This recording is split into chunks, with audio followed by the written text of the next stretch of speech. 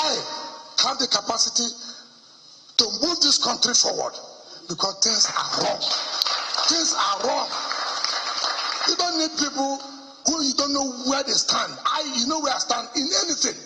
I never hid my position. It may be against you, it may be in your favor, but I must say this is my own position. Don't have a president, you don't know where he stands. We all know who Wike is, and if there's anything I must tell him is that he's not going to be Nigerian president. By the special grace of God, Nigeria do not need someone like Wike. He will never be Nigerian president, no matter how much he tries. PDP does not need this kind of a man who does not believe in orderliness, who believes that he must rabble-rouse everybody and whip everybody. This is the same thing he did that brought PDP to where it is now. He's a drunk. What do you take of a drunk? People see him as a jester. He fought his own party. He rejected a vice presidency. And now he serves in a government of a man he said he never campaigned for.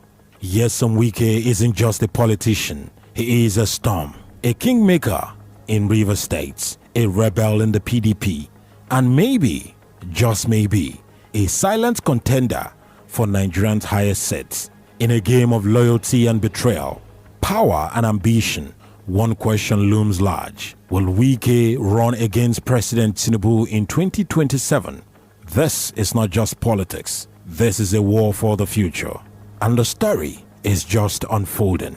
This documentary is centered on the question, will Nyesom Wike be running against the president in 2027?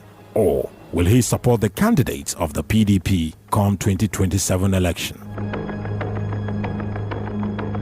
Before Abuja, before the FCT, before the G5 drama, Wike had one thing in mind: Aso Rock. As governor of River State, Wike wasn't just building bridges and flyovers. He was building influence. While others had docked controversy, Wike leaned into it. While the PDP was losing steam in the north, Wike held firm in the south. So in 2022, he made his move.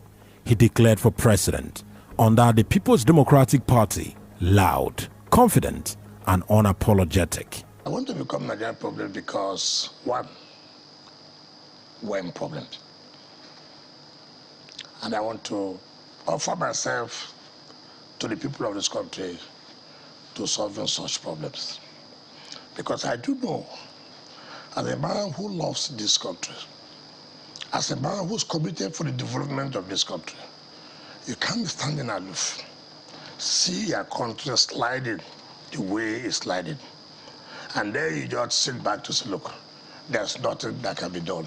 He didn't just want to be president. He believed he deserved it. After all, he stuck with the PDP when many defected. He funded campaigns, stabilized party structures. He was the backbone the party couldn't admit it relied on. But from the start, the odds were uneven. PDP heavyweights, especially from the north, were aligning behind one man, Atiku Abubakar. At the party's primaries, Wike came close, but in the final moment, Governor Aminu Tambuwa stepped down and endorsed Atiku. And as one of the leaders of this party, I have come to a patriotic conclusion to step down my aspiration. And not only that, but I appeal to my supporters to take this in good stride and in the hands of national unity, patriotism, and not only that, those who are delegates here should vote for Alhaji Atiku Abubakar. The room shifted. Wike was stunned, betrayed not just by the North, but by Tambuwa, a supposed ally. Anybody who emerges here today, I will support the person to the fullest. Because I'm a committed party person, because I love this party, because since 1998, I've been in this party. I work for this party. I will not go anywhere. This is my party. Still, he swallowed it. He waited for the vice president slot, a dignified compromise for Nyesom Wike, But then came the second blow.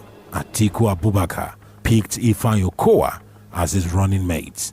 To Wike, this wasn't just politics, it was personal. I will not, and I said it, I will never seek. I will not even, it's not in the dream. I've never done any day, and that will not come. To be vice president? I will not. How will it be? Wike's reaction was explosive. Behind closed doors, he told party elders he felt used and discarded. Publicly, he accused the PDP of dishonesty, of arrogancy, and of taking the South for granted. This wasn't just about ambition anymore. It was about justice. The PDP now had a northern candidate and a northern party chairman in Ayu. Wike called it a betrayal of equity. He demanded Ayu to step down, citing a promise that if a northerner clinches the ticket, the chairmanship would rotate south. But Ayu refused. Atiku Abubakar as well stood by him. So Wike did what he does best. He fought back. He formed the G5 governors, 5 powerful PDP governors who rejected the Atiku-Ayu axis and refused to join the campaign. The PDP tried to downplay the crisis, but by the time the 2023 election came around, the damage was already done. The South was fractured. The PDP was leaderless, and Wike, once its strongest voice, had become its most dangerous enemy. 8 years in the North. There should be 8 years in the South. That is the dictate. That is the doctrine of the platform of PDP. I can't say he cannot contest. He can go to any party. If he picks it, that is the end of this party. I want to tell you that. If he picks it by whatever manipulation which was what done the last time, we will not accept it.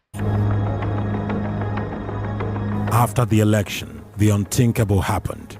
Bola Tinubu won the election, and Nyesom Wike, a lifelong PDP loyalist, was appointed Minister of the Federal Capital Territory. Shock, outrage, and a question louder than all others: how did we get here? During the presidential campaign, Wike didn't openly endorse Tinubu, so did other members of the 5G group. But he never backed Atiku Abubakar either. In fact, in River State, Atiku lost and Tinubu gained. Coincidence? Maybe. Many do not think so.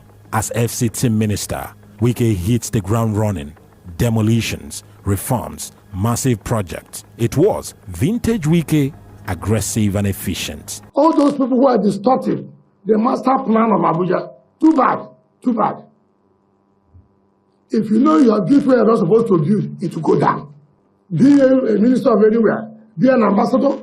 If you know you have developed where you're not supposed to develop, your house must go what? Down. But beneath the cement and bulldozers, a silent storm brews. Will Wike run in 2027 against his master? The question in the minds of many Nigerians, both members of the PDP and the APC. Wike has never played second fiddle in his political career, and he has never stopped dreaming of that one seat, the big one, to become the president of Nigeria. I have the capacity to move this country forward because things are wrong. Things are wrong. You don't need people who you don't know where they stand. You know where I stand in anything. I never hid my position. It may be against you, it may be in your favor, but I must say this is my own position. Don't have a president you don't know where he stands. There are people who are moving about. Ask all of us. Check who those who want to run for president. Who can win his state to PDP now? Who? It's me. It's me. I will travel overseas. River State is PDP. But ask them, can they win their state? Can you bring your state to PDP? Is it to use my own to come and win the election? Is it to use me and win? Ask them. Look at the last election. In my state, APC never had 25%. But those who are running, some of them lost, some of them APC won 45, 50%. Me, not 25%. Since 2015, they cannot win. Even now, you can't win it. So here is the real story. Behind the loyalty and handshakes, Wike is watching. He is listening. He is calculating. He hasn't resigned from the PDP. He still pulls the strings in River State. And his enemies, from Atiku to the River State elders, haven't stopped warning about him. Even his former allies are growing on ease. Is Wike quietly laying the foundation for 2027? Another question. Is he biding his time, building allies, waiting for Tinubu to stumble? Another question. I want power rotation. I want power rotation. I could not have imagined that after 8 years of Buhari, that the same thing will go back to. I said, no. It's not about whether you are choosing to be VP or not choosing to be VP. It's about principle. Dan Iwanyaun of the Zenith Labour Party thinks so. He says Wike is preparing to betray Tinubu and contest the presidency again. This time, way smarter than he was in 2023 election. The signs are everywhere. His influence on local structures, his refusal to bow fully to the APC, his relentless media presence. So many say he is the most dangerous politician in Nigeria right now. But no one really knows which way he will turn. But one thing is clear. Nyesom Wike is not finished. He is not done.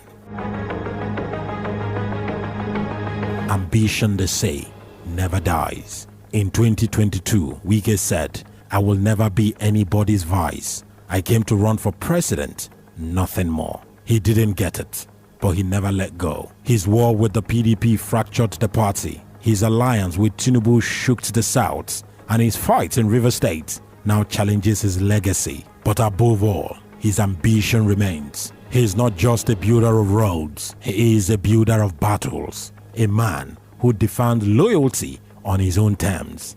A godfather who doesn't like to be defiled. A kingmaker who still dreams of being a king. 2027 is still far, but for Nigerian politicians, this is very close. And if Wike is planning one, we will be watching. Thank you so much for watching this video. If you found this video compelling, you can as well check out some other videos on Nyesom Wike's political wars existing on this channel and his fights with Siminalayi Fubara and the declaration of a state of emergency in River State by the president, all existing on this YouTube channel. You can click on the link at the top right corner of your screen and check out the playlist containing all of these videos. Once again, thank you so much for watching this video on Frank Speaks.